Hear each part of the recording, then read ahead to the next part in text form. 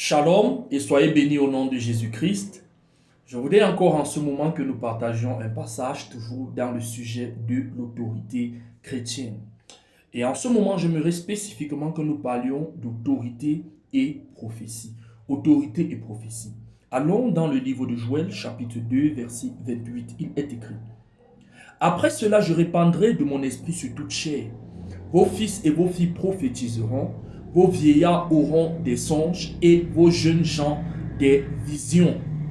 Bien-aimés, lorsque nous lisons ce passage de prime abord, la plupart du temps, nous ne prêtons pas attention sur quelques petites choses et j'aimerais, n'est-ce pas, que nous attardions là-dessus. Déjà, de prime abord, lorsque nous parlons de prophétie, la plupart du temps, nous avons une visibilité sur quelque chose que nous avons reçu de Dieu. C'est-à-dire, en fait, je peux avoir une instruction, je peux avoir une inspiration, je peux avoir une révélation venant de Dieu.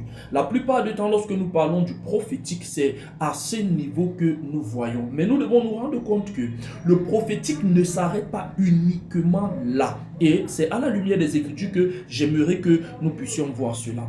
Déjà, le passage que nous avons lu est tiré du livre de Joël dans son chapitre 2. Nous devons noter que Joël est un prophète de l'Ancien Testament qui a vécu environ 700 ans avant Jésus-Christ. Et lorsque Joël a parlé des événements à venir, parce que Joël a parlé du charismatique dans la Nouvelle Alliance. Il a parlé du charismatique, n'est-ce pas, je veux dire que nous allons avoir dans le Nouveau Testament. Il a vu les temps messianiques, l'église du Christ, n'est-ce pas, dans une dimension étant utilisée par Dieu, ce que eux, à leur époque, ils n'avaient pas. Maintenant, il faudrait noter que lorsque Joël est en train de parler ici, Pierre a repris cette parole dans le Nouveau Testament, parlant toujours, n'est-ce pas, des derniers temps. Lorsque nous parlons, il commence à son propos en disant « dans les derniers temps ». Ça veut dire dans certains temps, mais qui seront à venir. Et ces derniers temps, puisque ça a été repris par Pierre, nous comprenons donc ainsi que les derniers temps ont commencé par l'église primitive et ça va se terminer par l'église finitive. Ça veut donc dire qu'il parlait par là des temps messianiques, il parlait par là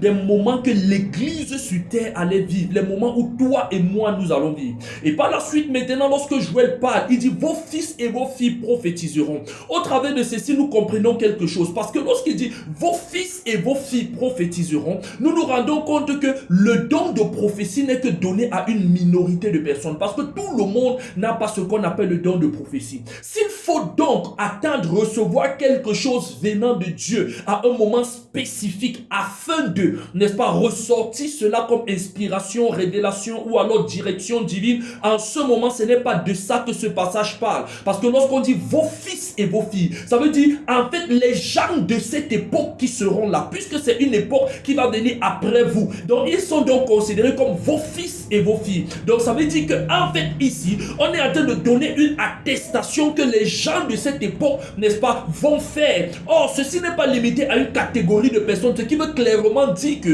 ici, on n'est pas en train de parler d'une catégorie de personnes dans l'église du Christ, mais on parle de tout le monde dans l'église du Christ qui aura une certaine grâce, une certaine faveur. Ce qui veut dire ici, le prophétique n'est pas la prophétie active qui est Dieu en action par la bouche d'une personne, en inspirant une personne. Non, il s'agit de la prophétie passive qui est la capacité, n'est-ce pas, de recevoir ou alors de déclarer, de proclamer, de prêcher quelque chose et maintenant le ciel valide. Ainsi, n'est-ce pas, lorsque nous prenons dans les Écritures, la Bible nous dit vos fils et vos filles prophétiseront. Si la Bible nous dit vos fils et vos filles prophétiseront, ça veut donc dire qu'en fait, il y a une manifestation dans laquelle Dieu veut voir ses enfants. Et cette manifestation, c'est quoi? C'est le prophétique, ou alors l'art de proclamer la parole de Dieu, l'art de dire ce que Dieu veut dire, l'art, n'est-ce pas, d'être la bouche de Dieu, la capacité de représenter Dieu dans les décrets humains, la capacité de manifester la gloire de Dieu au milieu des hommes. Or, ceci se manifeste au travers de quoi? Est-ce que c'est automatiquement par une inspiration à un temps convenable lorsque le Saint-Esprit révèle quelque chose à quelqu'un? Pas toujours. Il est bien possible qu'avec l'autorité que tu as en tant qu'enfant de Dieu, tu prennes prendre une décision sur quelque chose, n'est-ce pas, dans un environnement quelconque, au travers de l'autorité que tu as, et maintenant le ciel valide. C'est la raison pour laquelle il y a cela, n'est-ce pas, que ce soit dans l'Ancien Testament ou alors que ce soit dans le Nouveau Testament. Nous voyons beaucoup d'exemples bibliques qui sont mentionnés, qui sont élaborés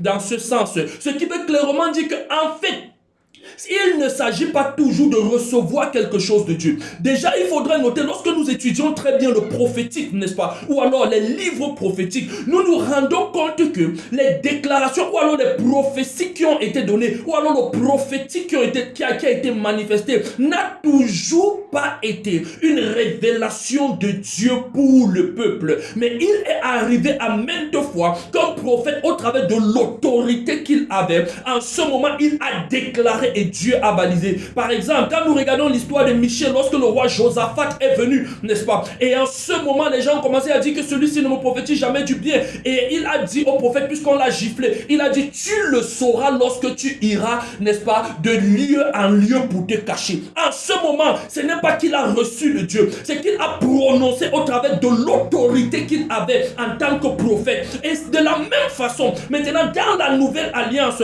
nous faisons, ou alors nous remplissons cette fonction afin de déclarer et Dieu se manifeste. Et nous pouvons voir cela à maintes reprises dans la Bible. Ça veut donc dire que dans le Nouveau Testament, Dieu voudrait dans la nouvelle alliance, n'est-ce pas, que nous ouvrons nos bouches pour proclamer, que nous ouvrons nos bouches pour déclarer, que nous ouvrons nos bouches pour prophétiser. Et en ce moment, lui, dans les cieux, il valide. Il faudrait noter une chose. Si la Bible dit vos fils et vos filles prophétiseront, ça veut dire que dans la nouvelle alliance, il y a une connexion entre l'autorité spirituelle qu'on porte, n'est-ce pas, et la prophétie que nous déclarons, entre l'autorité spirituelle qu'on a et la déclaration que nous effectuons sur ta vie, par rapport à ce que tu vis, par rapport à ce que tu rencontres, par rapport à ce que la Bible te demande. Comment est ta bouche? Est-ce que tu t'attends à chaque fois que Dieu se manifeste parce que Dieu l'a voulu? Est-ce que tu t'attends à chaque fois que Dieu descende automatiquement? Si Dieu t'a établi étant sur la terre, Dieu t'a donné une certaine autorité. C'est à toi maintenant de prendre autorité sur ce qui t'entoure.